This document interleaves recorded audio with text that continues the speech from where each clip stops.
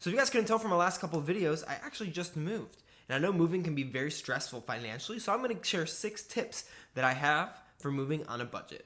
If you guys are new to the channel, my name is Anthony. Definitely consider subscribing if this content brings you any value. I post videos every Tuesday, Thursday, and Saturday, and they're all about helping you to move forward financially by creating a plan so that you can be prepared for the ups and downs of your future.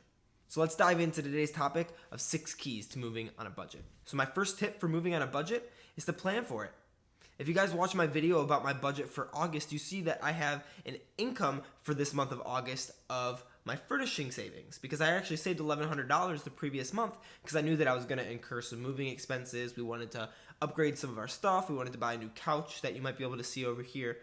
And to do all of that, we needed money. And so we had to plan for it. We weren't going to borrow any money to do it. We wanted to make sure that we had a plan for what we were going to do with our money so that this move would be covered in our finances.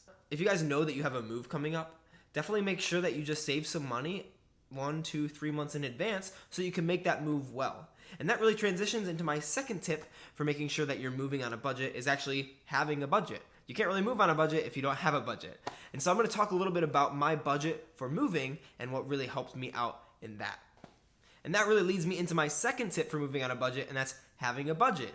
If you're moving, you definitely have to have a budget to be able to move on a budget. So my budget for moving, I sat down with my wife and we just looked at all the expenses that we thought we might incur as we were moving, as well as all the different furnishings that we thought that we wanted to have. So we wanted to get some new succulents, we wanted to get some new wall decor. As you can tell right now, our walls are actually really plain.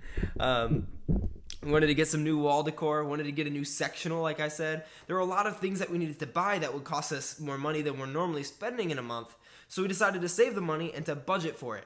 Now, one pro tip that I have for budgeting for your move is always add some cushion. There are going to be some expenses that come up that you don't really foresee, and you might want to buy something that's just a little bit out of the price range that you budgeted for. So we sat down and we said, hey, we have $1,100 worth of things that we want to buy. We're going to budget $1,200. That way we have $100 of room that we're able to play with in the event that we want to get something that we forgot, or if we have some expenses come up.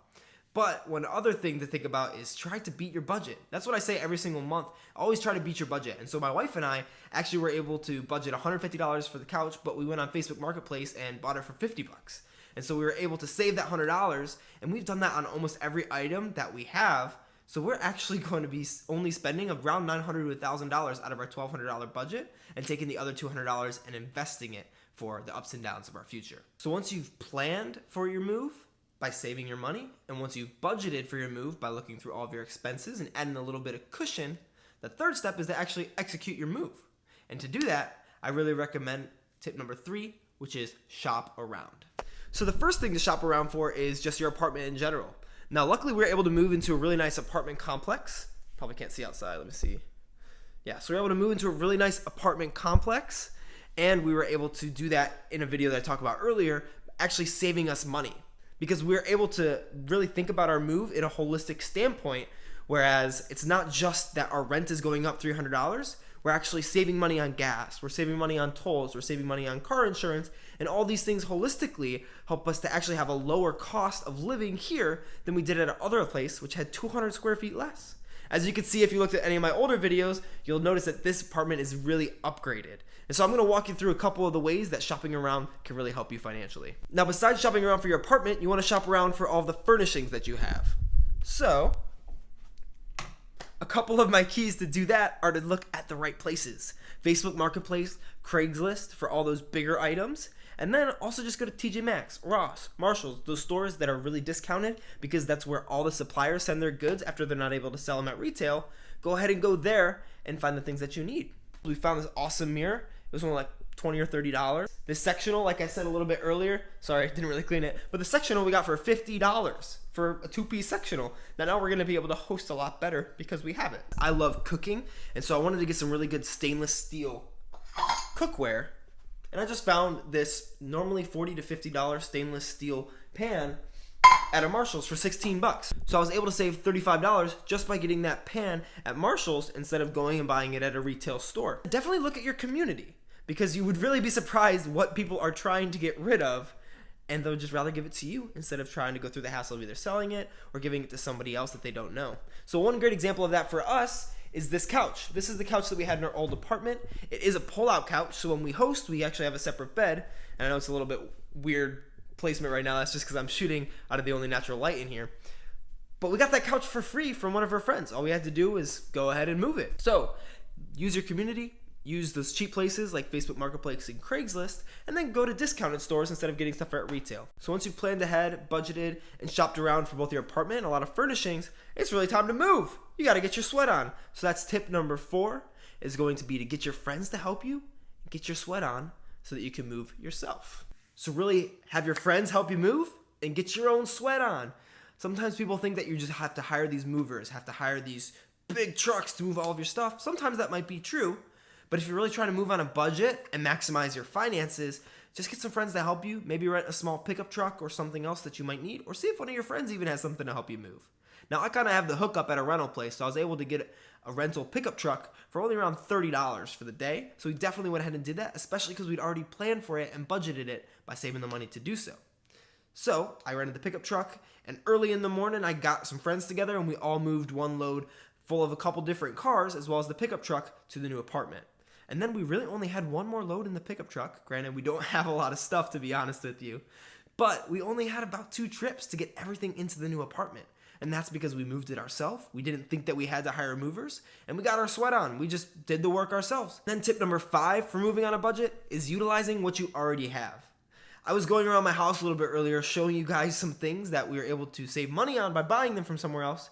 But I also had a ton of stuff already that we were able to utilize in a creative way, like these bookcases over here that are going to really fill out the space and make us not have to spend extra money on new things. Just because you're moving doesn't mean you have an excuse to go buy all new shiny things and blow money that you don't even have.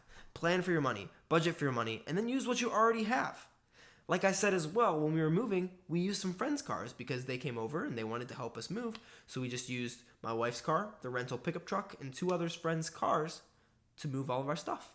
Use what you already have and you'll end up saving a lot of money because you might think you need new stuff, but try to live in the space for a couple of weeks before you really have to buy more things. That's what my wife and I are doing as well. We're saving a lot of time and money by not decorating everything, not thinking we have to buy all this fancy stuff, and really living in the space, inviting our friends over, seeing if we can host comfortably before we make some of those purchases. So my 6th tip for moving on a budget is actually really important. And I talked about it a little bit when I was talking about tip number 3, which is shopping around, but that's really making sure you're moving to the right place. And this can mean a lot of different things to a lot of different people. Sometimes that means you have to downsize and save some money by either moving in with your parents, moving in with roommates, downsizing your house, whatever that might look like to save you money. Or in our case, it's kind of a little bit interesting because we actually are spending more money because our rent is going from $909 a month to $1,249 a month. But we're actually going to end up net positive because we're going to save money every month because we're able to save on a lot of different expenses by moving into this newer place. So it's really a win-win for us. And if I had just looked at it based on price, I probably wouldn't have moved here because it's $400 more expensive almost. But because I was able to look at it holistically financially and also lifestyle-wise, I really think we moved into the right place. It's a lot closer to our church. It's a lot closer to my wife's work, and it's the same distance from my work. We're in a much nicer community that we want to be in, where a lot of our friends are, and that's a really big part of life. Life isn't all about the money. Money is a tool that can buy you freedom, can buy you time, but ultimately, moving to the right place can do that as well. So we can save money and save time and build deeper relationships where we are. That also means for us being able to host. My wife and I have a really big passion for hosting people, for cooking dinner for people, for having small groups in our house.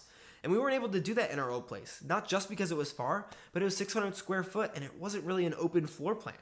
This place, we have almost 200 more square feet. The floor plan is much more open and it's much more inviting to have people over. So that's really beneficial for us. So when you're moving, let's recap.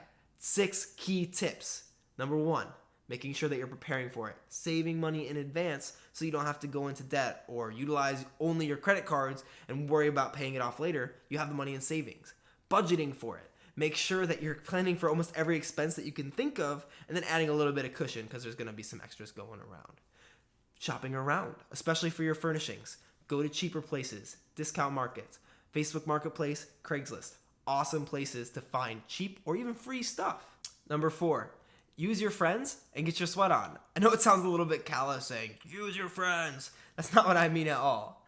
Definitely appreciate them.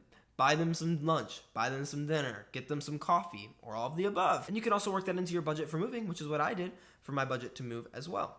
Number 5, utilize what you already have. You don't need shiny new everything, and moving shouldn't be an excuse to buy that for you. Utilize what you already have so that you can really live your best life financially in your move. If you're gonna just go into another $2,000 worth of debt or overextend yourself a couple $100 to $1,000 to move, it really doesn't make a lot of sense. Moving can be a great thing for your lifestyle, but also for your money. So make sure that you do it wisely. And number 6, move to the right place. That's both the right place financially and the right place socially. Make sure that you're moving into a place that you actually want to live, as long as it's more of a long-term place. You could definitely move into places that you might not want to be for the long term if it's really going to motivate you to get out of debt, to do well, to crush it, and to continue moving forward financially. But move into the right place for your finances and also for your lifestyle. Try to find that balance and really shop around to see what will work best for you. If you guys want to see my video, my mathematical breakdown, it's actually a couple dollars off, but don't tell anybody, of how I was able to move and save money at the same time, even though I'm moving into a more expensive place, check it out right here. It's going to be linked to that video. Check out any of my other videos on my channel and drop a comment down below. What is your best moving tip for moving on a budget? I'll see you guys in the next one.